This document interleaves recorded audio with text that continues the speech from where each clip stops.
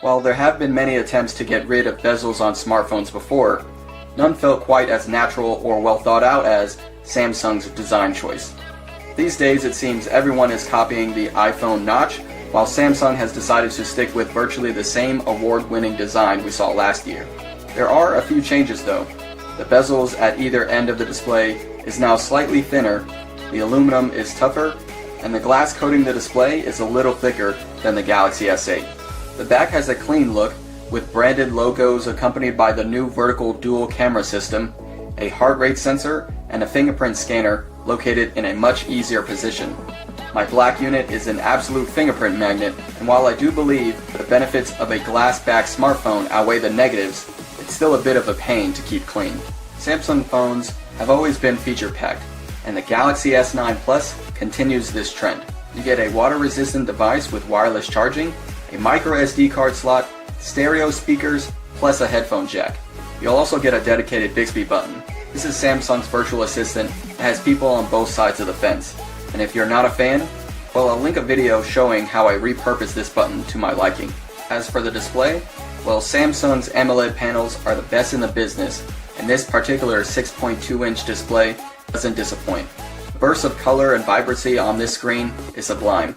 Viewing angles are great, outdoor visibility is good, plus there's full support for HDR content.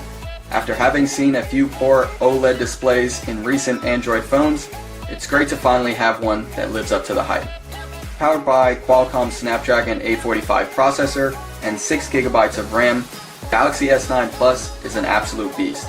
Everyday tasks or playing games with apps open in the background, and the phone never stuttered. You should know in terms of sheer processing might, the A11 Bionic chip in the latest iPhones is the fastest around, but Samsung is definitely closing the gap. When it comes to LTE network performance, the Galaxy S9 Plus smoked the iPhone X, averaging around 20 megabits per second, more than its main competitor. Overall, the phone has been performing great. Let's just hope it remains that way. You see, a big reason why Samsung phones tend to slow down over time is due to the software. Okay, I'll admit, Samsung's software experience has been getting better over the last couple of years, but it's still clunky and has nothing on stock Android. I mean, let's be honest, Samsung's duplicate apps and services are just burdensome. There are a number of annoying settings and notifications I've had to turn off just to give the phone a simple and pleasant user experience. Sure, a lot of this is simply personal preference, but some software services just don't make sense at all. I'm looking at you, Bixby. Plus, the entire software experience is built on 8.0 Oreo, which isn't even the latest version of Android, and seems kind of like a big missed opportunity. Now, don't get me wrong, I'm still using the Galaxy S Plus despite its software, not because of it.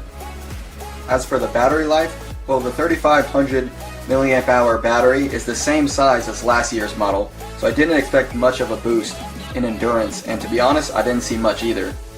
In everyday usage, the S9 Plus lasts a full day. Only nights out late would I need to reach for a charger. Luckily, it does have quick charging with or without being plugged in. Now let's talk about Samsung's highlighted feature of the S9 Plus, the camera. After months of testing, it's safe to say you won't be disappointed with the cameras that it comes with. Yes, it has two cameras, one with dual aperture, which means better low light shots, while the other features 2x optical zoom. Photos are detailed with good color accuracy. Even at night, the photos taken are worth sharing. You won't find many situations where you can expect a high-end photo, and this is without tweaking settings in the Pro mode. It even has some additional perks like ultra slow motion, portrait mode, and AR emojis. Although honestly, I only use the AR emojis a few times. Hyped or not, this is a great camera that most users will be very pleased with. Overall, Samsung's Galaxy S Plus is holding up rather well, and I think it's safe to say that it's the complete package. With its gorgeous hardware and enough bells and whistles to satisfy a wide variety of customers, it's definitely a contender for Smartphone of the Year. After all these months since its release, I have no hesitation recommending it, even considering the high price tag compared to the smaller Galaxy S9. So if you're looking for a phone that checks all of the boxes, then the Galaxy S9 Plus is the one for you.